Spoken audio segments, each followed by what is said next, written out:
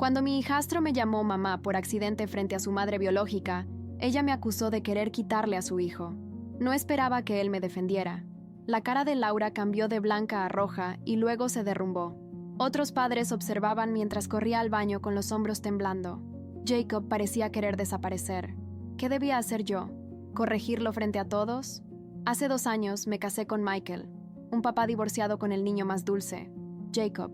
Cuando llegué a sus vidas, Jacob tenía 10 años. Era callado pero lleno de curiosidad, con los ojos oscuros de su padre y una sonrisa capaz de derretir corazones. Yo había estado soltera por años, enfocada en mi carrera de marketing, sin pensar en niños, hasta que me enamoré de ambos. La ex de Michael, Laura, vivía a 3 horas y veía a Jacob cada 2 fines de semana, algo típico en custodia compartida. Su divorcio fue complicado. Laura sentía que Michael ponía el trabajo antes que la familia, mientras él se sentía agobiado por su control en el hogar. Hicieron un gran esfuerzo por mantener las cosas civilizadas por el bien de Jacob. Laura era una enfermera de urgencias dedicada, pero sus turnos a veces coincidían con sus fines de semana de custodia. Había crecido entre padres divorciados, sintiéndose fuera de lugar. Su madrastra había sido fría, recordándole siempre el matrimonio anterior de su padre. Entender su pasado aclaraba su intensidad. Laura había prometido que ninguna mujer trataría a su hijo como ella fue tratada. Michael pensó que exageraba, pero fue la primera señal de que veía a cualquier madrastra como una amenaza. Lo más importante para mí era que Jacob se sintiera seguro y querido. Había oído historias de horror sobre padrastros, así que decidí dejar que nuestra relación floreciera naturalmente. Nunca lo presioné para que me llamara de una manera específica. No intenté reemplazar a su madre. Solo quise ser un adulto confiable que realmente se interesaba.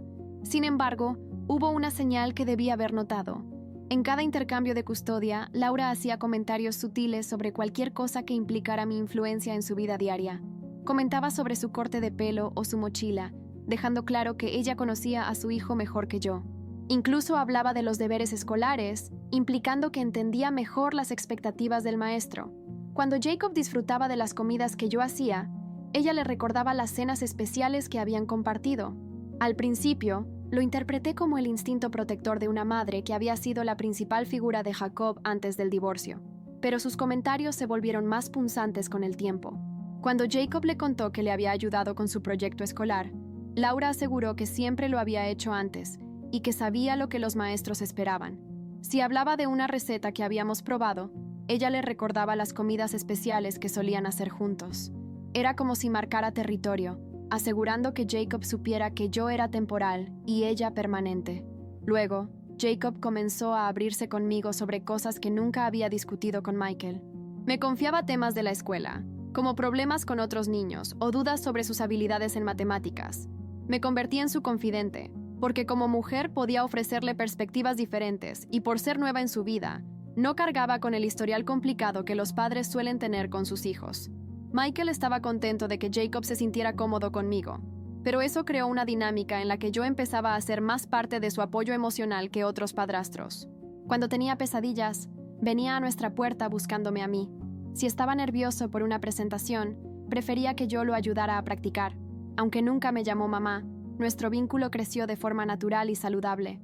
Asistía a sus partidos de fútbol y eventos escolares, tomando fotos para Michael cuando el trabajo lo mantenía lejos. Otros padres asumían que yo era su madre, y amablemente aclaraba que era su madrastra, pero para ellos no había mucha diferencia. Mientras tanto, los comentarios de Laura iban más allá de simples observaciones. Empezó a cuestionar a Jacob sobre nuestras conversaciones. ¿De qué hablábamos cuando Michael no estaba? ¿Le estaba dando consejos que debía discutir con ella? Cuando Jacob le contó que le había ayudado con preguntas incómodas, Laura tuvo una llamada de 45 minutos con Michael sobre límites apropiados. Argumentaba que ciertas conversaciones debían esperar a que Jacob estuviera con ella. Michael le recordó que los niños no programan sus preguntas según la custodia y que Jacob se beneficiaba de tener a otro adulto en quien confiar. Pero la crítica lo afectaba. Comenzó a mostrarse estresado en los intercambios, vigilando las conversaciones para evitar conflictos. Traté de mantenerme al margen de la disputa. Cuando Laura hacía comentarios pasivo-agresivos sobre mi involucramiento, yo solo sonreía amablemente y cambiaba de tema a algo más neutral. Si cuestionaba mis decisiones durante el tiempo que Michael estaba con nosotros, lo refería a él y dejaba que él explicara. aunque yo sentía que era más una niñera que parte de la familia. El estrés también afectó mi relación con Jacob. Me volví muy cuidadosa con las fotos que subía a redes sociales donde él aparecía, sabiendo que Laura revisaba todo. Dudaba de decisiones simples, como permitirle dormir un poco más el fin de semana o darle un helado después de la escuela, preguntándome cómo ella interpretaría esas acciones. Michael notó que me volvía cada vez más cautelosa y me preguntó si todo estaba bien. Le expliqué que cada interacción con Jacob parecía estar bajo la lupa, lo que hacía difícil ser natural y espontánea. Michael se frustró porque la actitud de Laura afectaba nuestra dinámica familiar, pero tenía miedo de empeorar la situación si lo enfrentaba directamente. Tal vez estaba exagerando, pero me decía eso para calmarme cuando Laura empezó a mandarle mensajes a Michael pidiendo detalles sobre la rutina de Jacob cada vez que estaba con nosotros. La hora de dormir, el desayuno, la tarea, el contacto con los maestros, el tiempo al aire libre. Al principio, Michael respondía con detalle, pensando que su interés era un signo de buen cuidado, aunque excesivo. Había lidiado con la intensa participación de Laura en todos los aspectos de la vida de Jacob incluso antes del divorcio, aprendiendo a dar información sin ponerse a la defensiva. Pero las preguntas se hicieron más incisivas y frecuentes. Quería saber sobre las reglas de la casa, la disciplina e incluso detalles de nuestro matrimonio que no tenían que ver con el bienestar de Jacob. Discutíamos frente a él, traíamos amigos cuando él estaba en casa, ¿manteníamos conversaciones apropiadas para los niños? Mis amigos pensaban que estaba siendo demasiado sensible cuando mencionaba sentirme juzgada. Rachel de mi trabajo decía que todos los padres divorciados pasan por periodos de ajuste con nuevas parejas. Mi hermana sugirió que Laura dejaría de preocuparse una vez que viera que no estaba afectando su relación con su hijo. Todos decían que no era gran cosa, que las familias ensambladas siempre requerían tiempo y ajuste. Pero el constante cuestionamiento estaba afectando mi confianza y haciéndome sentir vigilada en mi propio hogar. La cosa llegó a un punto crítico cuando Laura empezó a llamar directamente a Jacob para hacerle preguntas detalladas sobre su día, comidas, actividades y sentimientos, mientras debería estar disfrutando el tiempo con nosotros. Esas llamadas duraban de 30 a 45 minutos y lo dejaban sintiéndose interrogado y ansioso por dar las respuestas correctas. Lo vi caminar por nuestra cocina una noche, con el teléfono pegado a la oreja, explicando con cuidado qué había cenado y si había terminado la tarea antes de ver televisión. Cuando colgó, se veía exhausto y preocupado, como si hubiera completado un examen difícil en lugar de hablar con alguien que lo amaba. Fue entonces cuando me di cuenta de que el control de Laura no solo me afectaba a mí. Estaba poniendo una enorme presión sobre Jacob para ser un niño perfecto, que nunca le diera a su madre una razón para preocuparse. Solo quería amar a este niño y ayudarlo a sentirse seguro en nuestra familia. De alguna manera, todo se convirtió en un juego de evitar las inseguridades de otra persona. La primera señal fue pequeña pero imposible de ignorar cuando encontré a Jacob llorando en su habitación después de un fin de semana. Le había enseñado a cocinar lo básico: huevos revueltos, sándwiches de queso, pasta simple. Michael y yo pensábamos que eran habilidades útiles para la vida. Habíamos empezado porque Jacob mostró interés en la cocina y yo disfrutaba nuestro tiempo juntos. Pero cuando Jacob le contó emocionado a su madre sobre preparar su desayuno favorito, Laura reaccionó con lágrimas. Siempre había planeado enseñarle esas recetas cuando fuera más grande. Ahora esos momentos especiales se arruinaron porque me adelanté. Explicó que ciertas experiencias son para las madres y sus hijos. Al aprender estas habilidades de mí, había tomado algo valioso de su relación. Jacob estaba devastado porque sin querer lastimó a su madre al volverse independiente. Entre lágrimas, me preguntó si debería fingir no saber cocinar huevos para que su mamá pudiera enseñarle, o si debería dejar de cocinar conmigo para evitar más problemas. Este niño de 11 años trataba de manejar emociones de adultos y proteger los sentimientos de todos, limitando su propio crecimiento. Se sentía culpable por disfrutar nuestro tiempo juntos, porque su madre le hacía sentir que su desarrollo de alguna manera traicionaba su relación. Cuando Michael llamó a Laura para hablar de esto, ella volteó las cosas.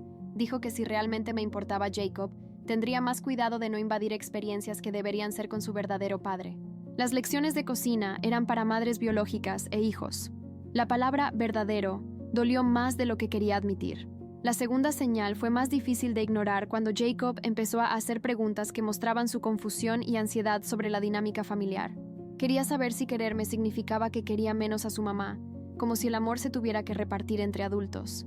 Se preguntaba si disfrutar el tiempo conmigo hacía que su mamá se sintiera triste, y si debería sentirse mal por esperar con ansias nuestras salidas al supermercado o caminatas en el vecindario. Preguntó si seguiría siendo su madrastra si sus padres se reconciliaban, genuinamente preocupado de que pudiera desaparecer si las cosas cambiaban. Cuando le aseguré que Michael y yo estábamos casados permanentemente, se sintió aliviado, pero luego preguntó si eso significaba que su mamá siempre estaría triste por no tener la familia que solía tener. Estas no eran preguntas que un niño debería hacer. Mostraban que las reacciones de Laura estaban creando una profunda ansiedad sobre su lugar en ambos hogares y su derecho a formar lazos naturales con quienes lo cuidamos. La pregunta más desgarradora llegó una tranquila mañana de domingo mientras hacíamos hotcakes.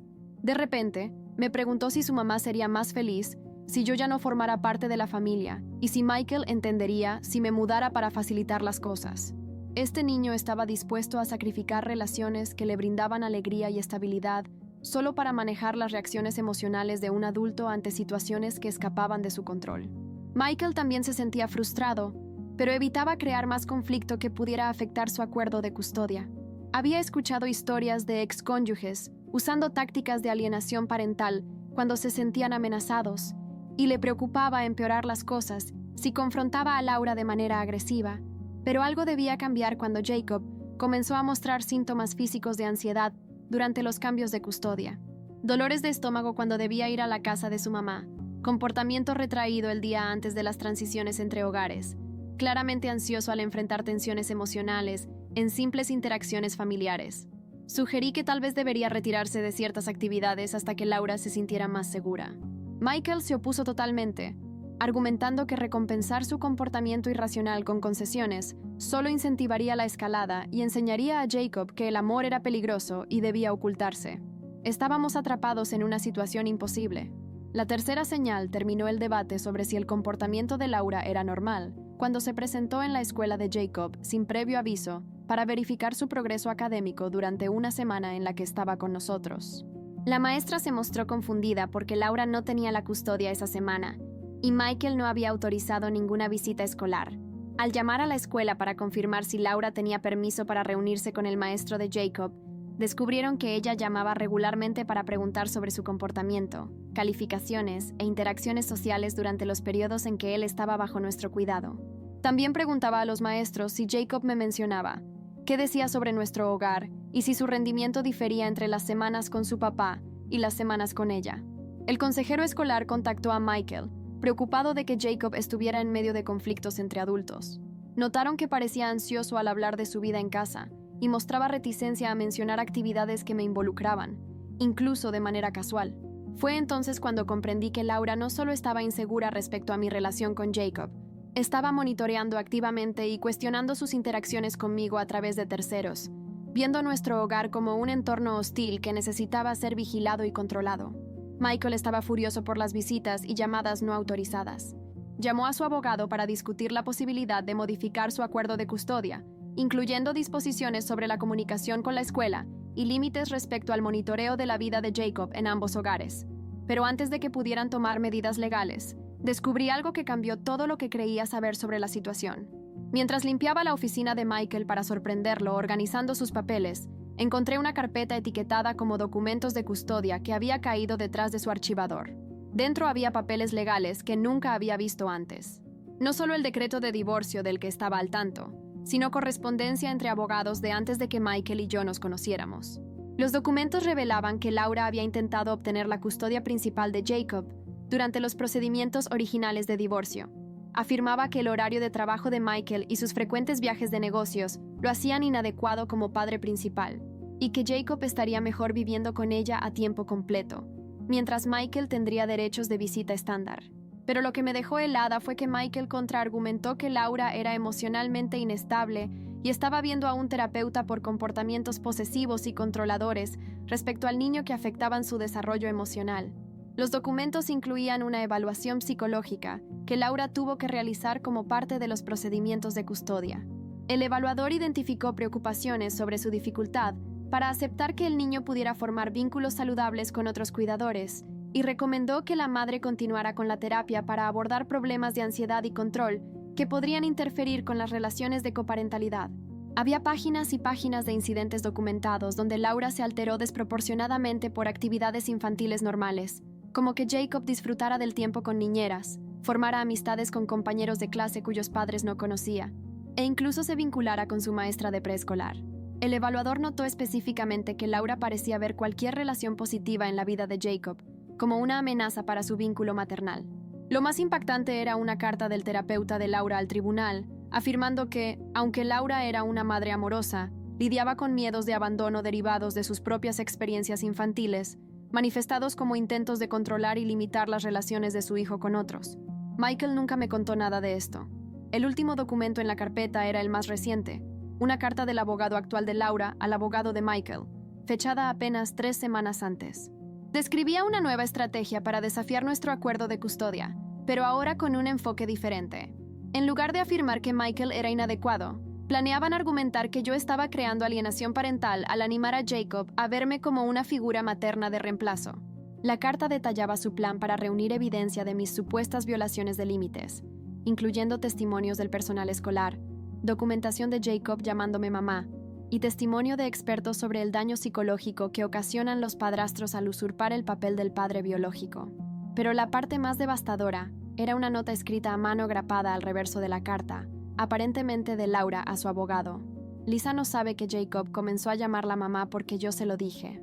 Lo sugerí durante una de nuestras llamadas telefónicas, esperando que fuera lo suficientemente ingenua como para fomentarlo en lugar de corregirlo. Ahora tenemos pruebas de que está tratando de reemplazarme. Me quedé en la oficina de Michael, mirando esa nota, tratando de procesar lo que leía. Laura había manipulado a su propio hijo para que me llamara mamá, como parte de una estrategia legal para demostrar que estaba sobrepasando límites.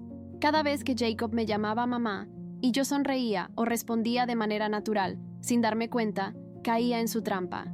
Los momentos que había atesorado, como cuando corría hacia mí después de una pesadilla llamándome mamá, cuando me presentaba a sus amigos como mi mamá Lisa, o cuando escribía una tarjeta del Día de las Madres dirigida a la mejor mamá, eran parte del plan de su madre biológica para usarlo en mi contra. Ella estaba dispuesta a manipular las emociones de su hijo con tal de construir un caso legal. Mis manos temblaban mientras fotografiaba los documentos de la carpeta. Necesitaba que Michael me explicara por qué me había ocultado esto, y también tener pruebas por si Laura intentaba destruir los papeles. Cuando Michael llegó esa noche, estaba en la mesa de la cocina con todo lo que había encontrado impreso. «Necesitamos hablar», le dije, deslizándole los documentos. Su rostro palideció al ver lo que había descubierto. «Lisa, puedo explicarlo. Sabías que ella manipulaba a Jacob para que me llamara mamá. Sabías que estaba construyendo un caso legal en mi contra. ¿Y no pensaste que merecía saberlo?» Michael se dejó caer en la silla frente a mí, luciendo más viejo que nunca. «Estaba tratando de protegerte», dijo en voz baja. «Si hubieras sabido lo que hacía, habrías cambiado tu comportamiento con Jacob, lo que es justo lo que ella quería. Así que me dejaste pensando que tenía una relación genuina con mi hijastro, cuando era engañada». «Tu relación con Jacob es genuina», insistió Michael. Laura pudo haber plantado la idea, pero los sentimientos de Jacob son reales. Los niños no fingen ese tipo de apego. «¿Cómo puedo confiar en eso ahora?», pregunté. Michael tomó mis manos. «He visto cómo se ilumina cuando entras en la habitación, cómo te busca cuando está triste, cómo habla de ti. Laura pudo sugerir que te llamara mamá, pero no creó su amor por ti». Aparté mis manos. «¿Por qué no me contaste sobre la evaluación de custodia? ¿Sobre su pasado controlando sus relaciones? Esperaba que todo fuera diferente contigo. Su terapeuta decía que progresaba, y pensé que ver a Jacob feliz en nuestro hogar la ayudaría a aceptar que él podía querer a más personas. Pero ella intensificó sus esfuerzos para sabotear nuestra relación. Debí haberte advertido. Lo siento». Miré los documentos sobre la mesa. «Hay más, Michael. Según esta carta, planea un nuevo desafío de custodia. Quiere alegar que estoy alejando a Jacob de ella». Michael se tensó al leer la carta. «Esto es una locura. Cualquiera que pase 5 minutos con Jacob puede ver que fomentamos su relación con su madre. Pero no tenemos pruebas de eso. Solo de que me llama mamá, que es justo lo que ella quería». Las implicaciones eran impactantes.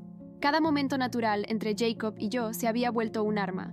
Cada vez que respondía a que me llamara mamá, le daba municiones a Laura para argumentar que intentaba reemplazarla. «¿Qué hacemos ahora?», pregunté. Michael estuvo en silencio un largo rato, revisando los papeles. «Conseguimos nuestro abogado. Documentamos todo: su manipulación, las visitas no autorizadas a la escuela, sus intentos de controlar las relaciones de Jacob, y esperamos que un juez vea sus intenciones. Pero, ¿qué hacemos con Jacob? ¿Cómo le decimos que su madre lo ha usado en su estrategia legal? No lo hacemos, respondió Michael. Tiene 12 años. No necesita saber que su madre lo manipuló. Destruiría su confianza en todos. Entendía su punto, pero ocultarle esto se sentía como otra manipulación. ¿Cómo tener una relación honesta con Jacob ocultando algo tan grande sobre su madre? ¿Fingimos que nada pasó? Protegemos a Jacob de problemas adultos que no son suyos, dijo Michael. Pero también nos preparamos para defender a nuestra familia contra alguien dispuesto a usar a su hijo como arma. Las semanas siguientes fueron un caos de consultas legales y planificación. Nuestra abogada, Patricia, especialista en custodia de alto conflicto, revisó el caso de Laura y negó con la cabeza. Esto es alienación parental, pero no como ella alega. Ella manipula las emociones del niño para sus propósitos. Explicó que la estrategia de Laura era común en padres con problemas de control.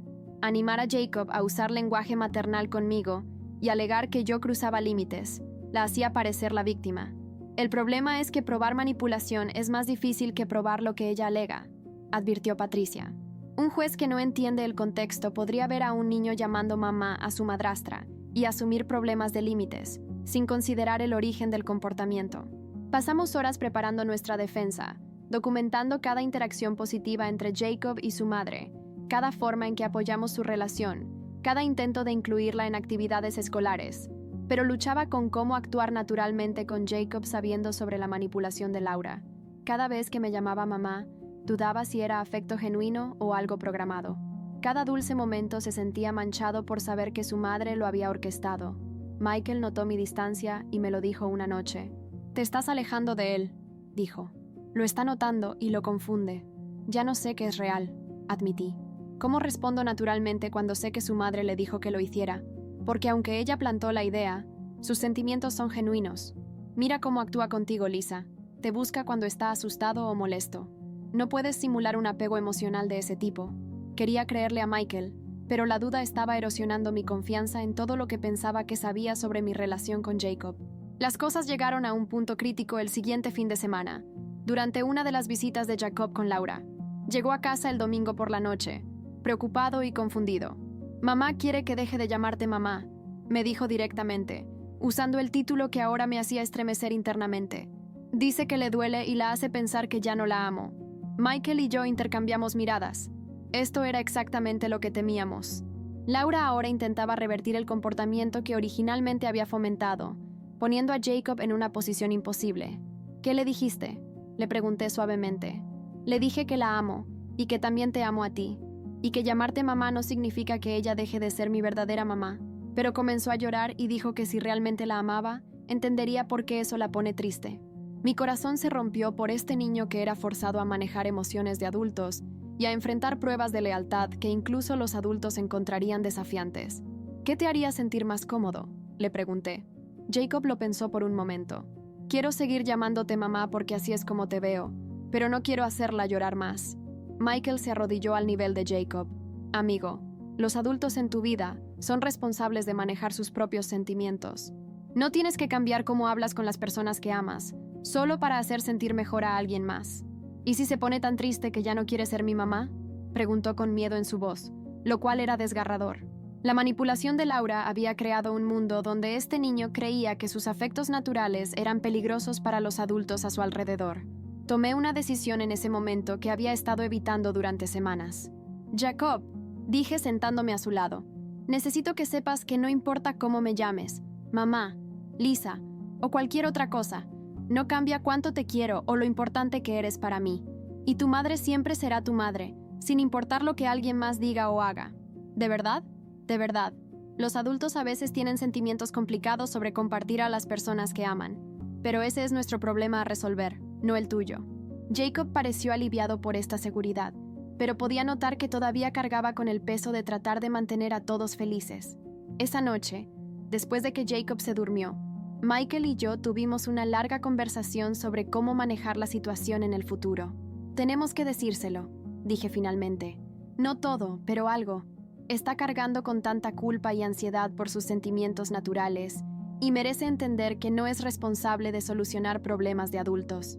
Michael estaba renuente, pero finalmente acordó que Jacob necesitaba una explicación adecuada para su edad sobre por qué los adultos en su vida estaban teniendo reacciones tan fuertes ante dinámicas familiares normales. La conversación que tuvimos con Jacob al día siguiente fue una de las más difíciles de mi vida. Le explicamos en términos sencillos que a veces, cuando las familias cambian, los adultos necesitan tiempo para adaptarse a nuevas relaciones. Le dijimos que su madre estaba preocupada por asegurarse de que él supiera que siempre sería su mamá, y que esa preocupación la ponía triste cuando lo escuchaba llamarme mamá también. Le aseguramos que tener a varias personas en su vida que se preocupaban por él era algo bueno, y que nunca necesitaba ocultar sus sentimientos o cambiar la forma en que expresaba amor para proteger las emociones de los adultos. Lo más importante, le dijimos que, independientemente de lo que sucediera con los arreglos de custodia o asuntos legales, nada cambiaría el hecho de que tanto Michael como yo estábamos comprometidos a ser parte de su vida mientras él quisiera que estuviéramos allí. Jacob escuchó atentamente y hizo algunas preguntas, pero parecía aliviado de finalmente tener alguna explicación para la tensión que había estado percibiendo. «Entonces, ¿no es mi culpa que mamá se ponga triste cuando llamo mamá a Lisa?», preguntó. «No es absolutamente tu culpa», dijo Michael con firmeza. «Los adultos son responsables de sus propios sentimientos, y no tengo que elegir entre amarte a ti y amarla a ella». «Nunca tienes que elegir», le prometí. «El amor no es como una pizza donde solo hay tantas rebanadas para repartir. Puedes amar a tantas personas como quieras sin que se acabe». Por primera vez en semanas, Jacob sonrió una sonrisa genuina y relajada. Pero nuestro alivio duró poco, porque la estrategia legal de Laura apenas comenzaba. Ahí fue cuando empezaron las repercusiones.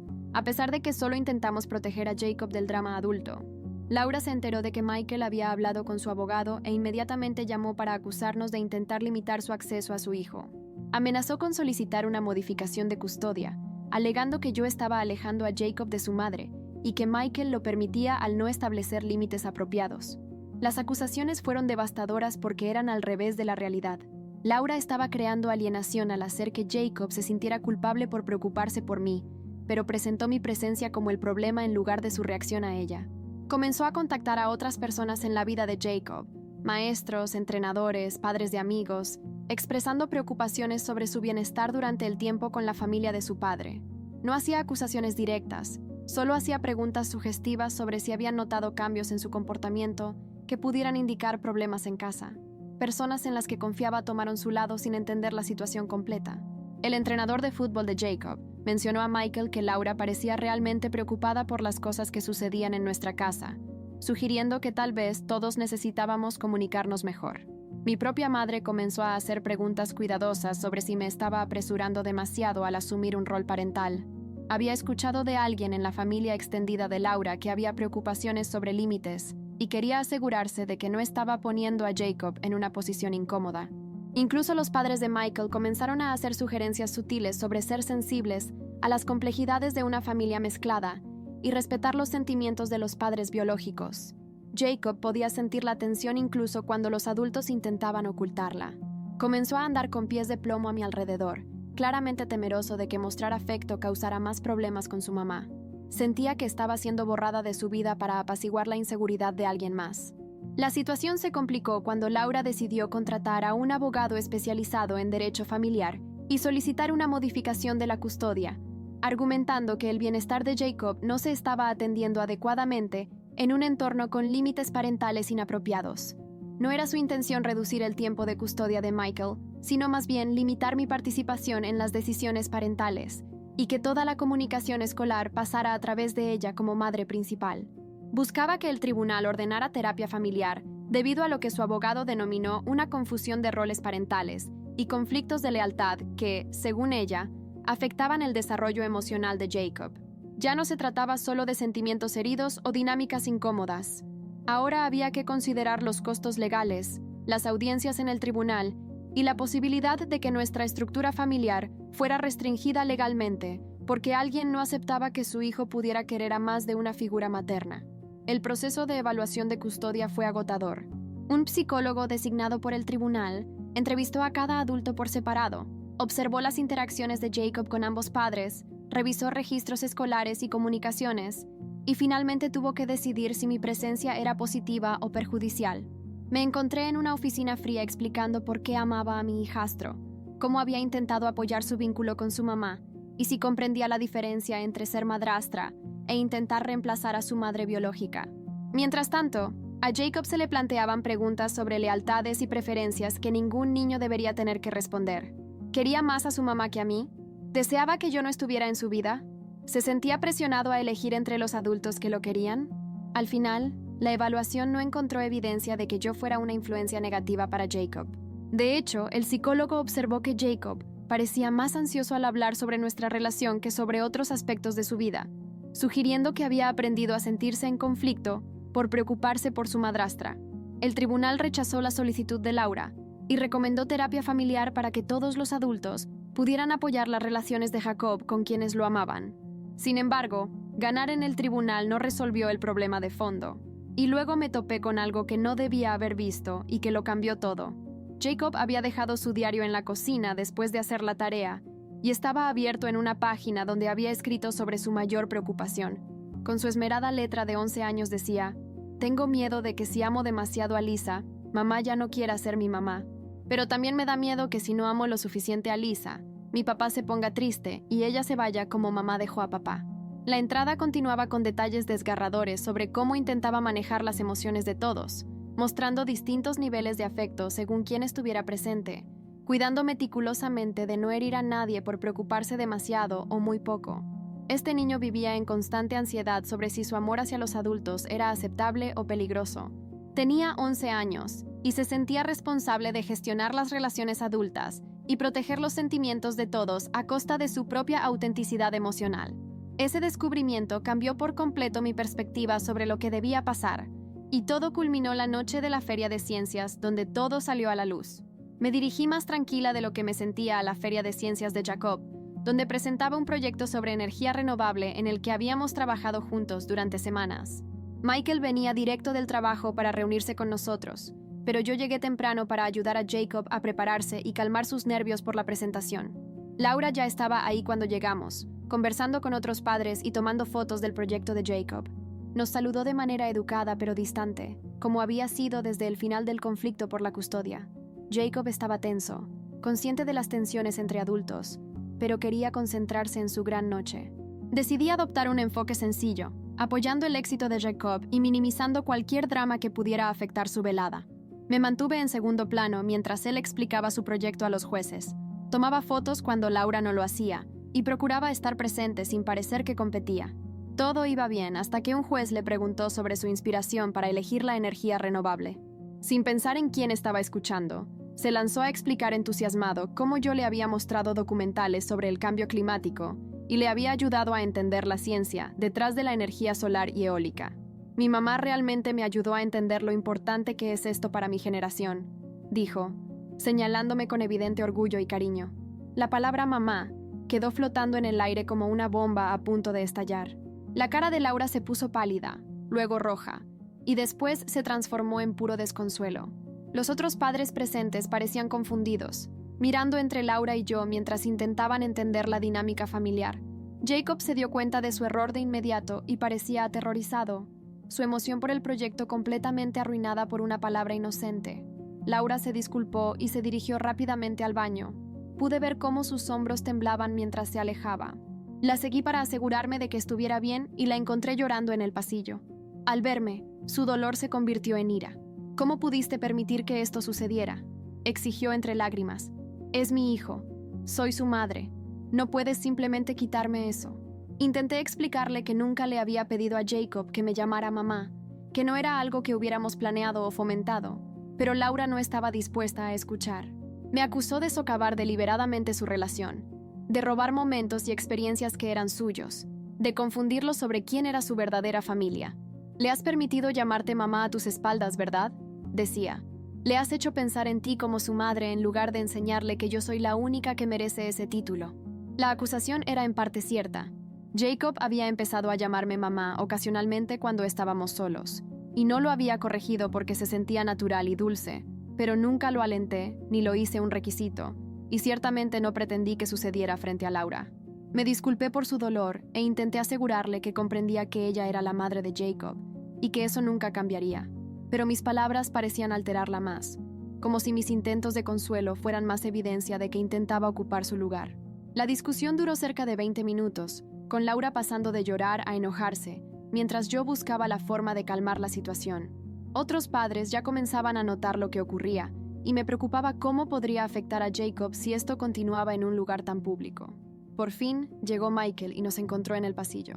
Laura de inmediato se dirigió a él, exigiéndole que interviniera y me hiciera ver que estaba cruzando límites y lastimando a su hijo al permitirle verme como una madre sustituta. Michael intentó tranquilizarnos y sugirió que habláramos en privado después de la feria de ciencias, pero Laura no quería esperar. Quería una garantía inmediata de que dejaría de permitir que Jacob me llamara mamá y que estableceríamos límites más claros sobre mi papel. Acepté pedirle a Jacob que usara mi nombre de pila en vez de mamá, especialmente cuando Laura estuviera presente, solo para calmar las aguas y poder continuar con el evento escolar. Michael no estaba del todo de acuerdo con mi concesión, pero no me contradijo frente a Laura. Regresamos a la feria de ciencias y tratamos de disfrutar el resto de la noche, pero el daño ya estaba hecho. Jacob se veía callado y triste, claramente afectado porque su momento de orgullo se había convertido en un drama familiar. Laura se mantuvo alejada, mientras Michael lucía frustrado con todos los implicados. Al llegar a casa, Jacob estaba furioso conmigo por haber cedido a las demandas de Laura con respecto al nombre. ¿Por qué te importan más sus sentimientos que los míos?, me preguntó, lágrimas en los ojos. Pensé que me amabas, pero ahora dices que ni siquiera puedo llamarte como yo siento correcto, solo porque a ella le molesta. Michael también estaba molesto, argumentando que había validado la postura de Laura de que mi relación con Jacob era inapropiada o amenazante. Sentía que había sacrificado a nuestra familia para apaciguar a su exesposa y que le había enseñado a Jacob que sus sentimientos valían menos que las políticas de los adultos. Sin embargo, pensaba en esa entrada de diario que había visto, que hablaba de un niño pequeño que sentía que tenía que manejar las emociones de todos y proteger a los adultos en su vida. Reflexionaba si pedirle que cambiara la forma de dirigirse a mí realmente lo protegía de conflictos de lealtad imposibles. La conversación se extendió hasta tarde en la noche, dejando a los tres agotados y emocionales. No era como una resolución de televisión, pero algo importante había cambiado en la dinámica de nuestra familia esa noche. Ya no podíamos pretender que la inseguridad de Laura no estaba afectando la capacidad de Jacob para tener relaciones naturales con las personas que lo amaban. Al día siguiente, Michael llamó a Laura y le dijo que, aunque comprendía sus sentimientos sobre el asunto de mamá, no permitiría que su incomodidad limitara las relaciones de Jacob o lo obligara a ocultar sus afectos para proteger los egos de los adultos. Explicó que Jacob me llamaba mamá a veces por decisión propia, no porque lo hubiéramos alentado o exigido, y que intentar controlar cómo expresaba sus sentimientos solo crearía más ansiedad y confusión. Propuso sesiones de consejería familiar para todos, pero dejó claro que cualquier intento futuro de limitar legalmente mi participación en la vida de Jacob encontraría una fuerte oposición.